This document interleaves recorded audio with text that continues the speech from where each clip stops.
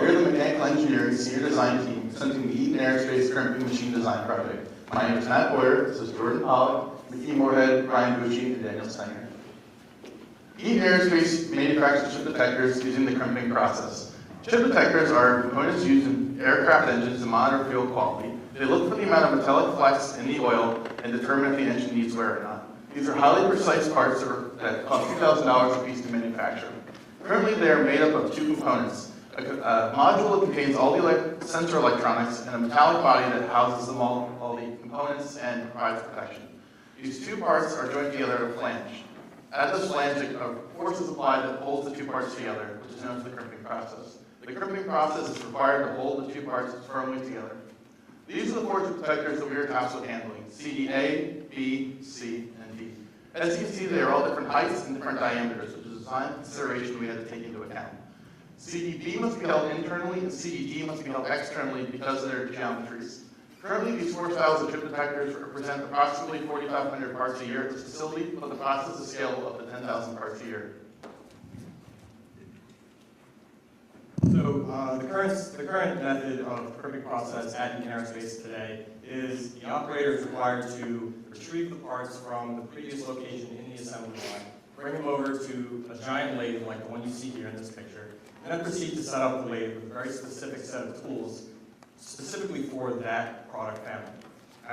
After everything's set up and he goes to make the crimp, everything is done by feel and manually. There's zero feedback whatsoever, and the crimp is complete when the operator feels it's complete and sees that it's complete.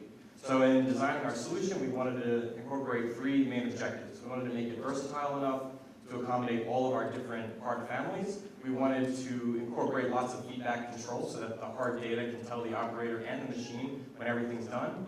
And we wanted to make it small enough to be able to fit on a bench, like you see in this picture over here. It's a full 3D CAD model, 2 feet by 1.5 feet by 1.5 feet tall. Over here we have kind of a zoomed in image of three main subsystems. We have our cable subsystem with the gripper on top that spins on pulleys. We have the tailstock that comes down and holds the part secured. And we have the two crimping arms that come in opposing each other on the x-axis to actually perform the crimp while the part is spinning inside the machine. So in order to achieve these three objectives, there were a number of innovations that we had to include in our new design to improve over the other process.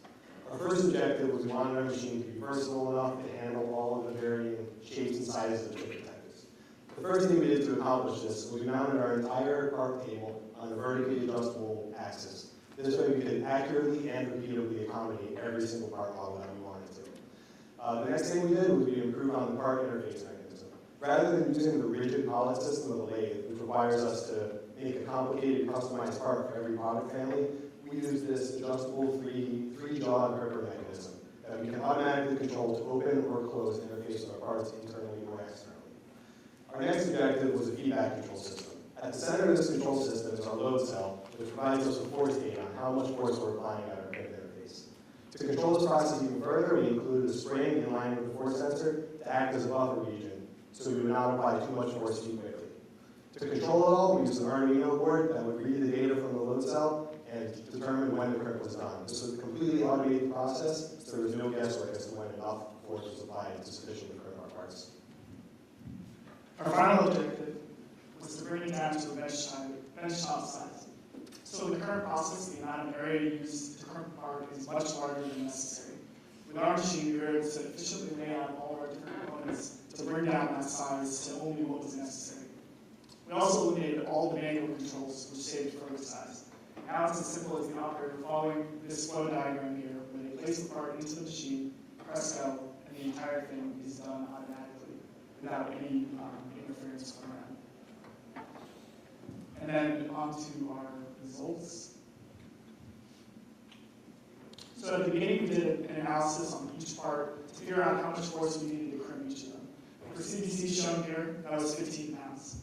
After repeated testing on this part, we were able to confirm the results of our analysis. To the right is a video of a test crimp on CBC. The amount of time spent crimping for our machine is comparable to the current design, but our machine requires almost no setup time. So in conclusion, this project achieved the three main objectives that we set out to when this problem was brought to us by Eaton Aerospace. First off, our machine is versatile. It can handle all four of the chip detectors, and it's scalable to the full 10,000 parts in the future. 2, we have feedback control with our Arduino and load cell to make sure that all the prints we perform are always reliable. 3rd, we have Benchtop Size, which allows us to move towards the flow style production process instead of the ineffective batch style process, which is currently being used. In the future, when we bring this machine to Eaton Aerospace, they will be doing quality validation to ensure that the prints we give them are within their constraints. Along with that, we will be giving them operator instructions as well as design improvements so they can develop this prototype and bring it to a full manufacturing machine. And with that, they will be also including safety features to comply with OSHA. Here is a quick overview of all the aspects we applied from our 5-year Drexel from classes and co-ops. This allowed us to bring this project from concept to full completion. Thank you for your time, and afterwards, please visit our table for a full line demonstration. Thank you.